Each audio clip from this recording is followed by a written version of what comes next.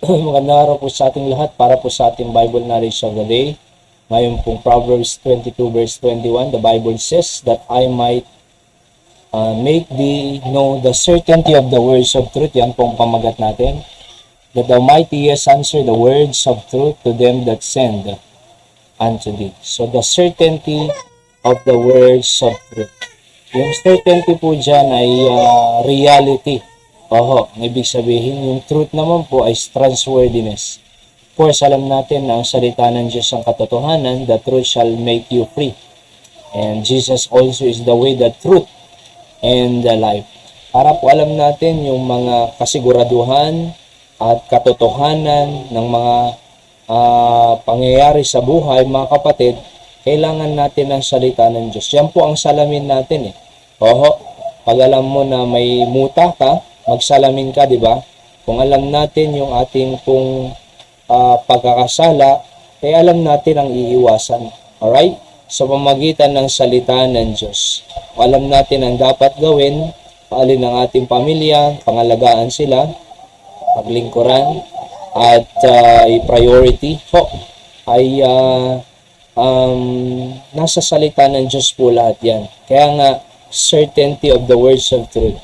At alam niyo ito, karugtong pa rin po ng ating pinag-aralan mga nakaraan na sabi ng Bible dito sa verse number 18, mga kapatid, ay or dito, hear the words of the wise and apply thine heart unto wisdom.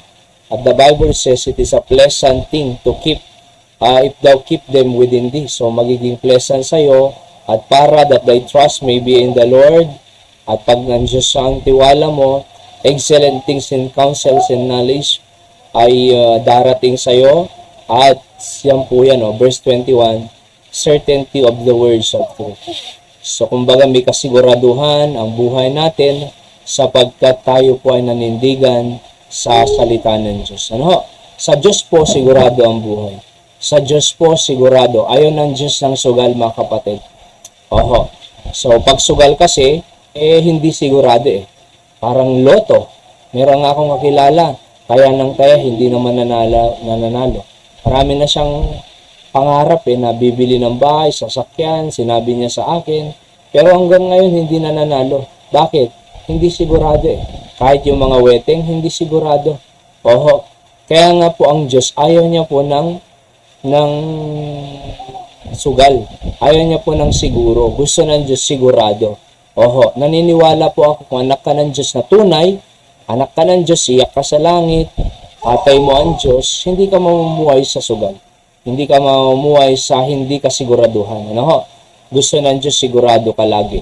Gusto ng Diyos, ang pamilya mo, sigurado sa langit pupunta. Diba? Sa pamagitan ng pananampalataya, pagtanggap sa ating Panginoon bilang tagapagligtas, sapagkat siya lang po ang tagapagligtas. Gusto ng Diyos, siguradong till death do us part ang relationship niyong mag-asawa. Gusto ng Diyos sigurado na ang tahanan ay organized. Gusto ng Diyos sigurado na ang mga anak ay sumusunod sa kanilang magulang. Diba? So kasiguraduhan po, the certainty of the words of truth, mga kapatid. Ayaw niya po ng siguro, sana pumunta sa langit, sana ay ganito. Ayaw ng Diyos po ng sana. Sigurado po ang ating Panginoon. Sa ating principle of the day po, sabi ko dyan, the certainty of the words of truth gives certainty to our way of life. Yan po ang ating Bible knowledge of the day. Magandang araw po sa ating